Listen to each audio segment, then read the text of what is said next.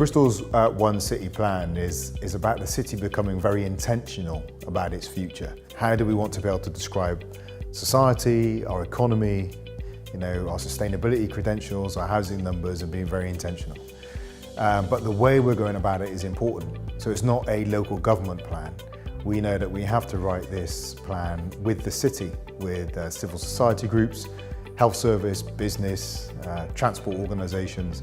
So it's something that we do collectively, because by its very nature, a city is bigger than a local government. We know that inequality is one of the big drivers of population sickness. So in Inclusive, what we can't have is a model of development that sees a few people race off over the horizon, leaving tens of thousands of people behind, not benefiting from that development. That creates social instability. It also creates the conditions in which people become more physically unwell.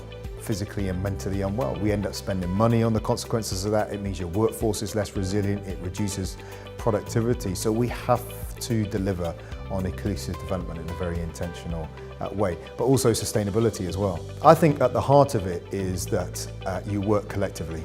Before I was elected, a London mayor, one of the borough mayors, said to me that when he was elected, he walked into his office and there were all these levers, metaphorical levers lined up in front of him. But he found out when he pulled on them, they weren't actually connected to anything.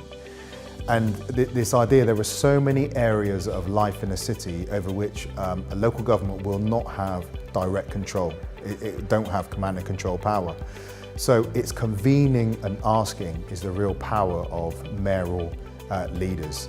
So we now, every 6 months, we bring the whole city together, chief execs, directors. The first one we had about 70 people turn up. The last one we had 140. And our aim is to say, look, in that room, when we're all standing there, we have an incredible power within Bristol. And what we need to do is work out what we can all point at the same time, and then all point at it and focus on delivering it collectively. That's how we're going to make real chapter change, working across the public, private, and civil society organisations. If we can all agree what we want to get done, then we'll get there. Well, I'm of the belief that at the moment, what we're witnessing in the world are the very real limitations in the ability of national governments to deliver. From climate change to to economic inequality to population health. This nation-state model of government that grew up after is just not equipped to cope with a world that is in many ways post-national and dynamic and beyond anyone's control. And we need global governance to move into its next iteration. We need networks of cities, the representatives of international networks of cities sitting alongside national governments in shaping national and international policy. A gathering like this brings together those international networks of cities and making sure that that voice is heard on the global stage.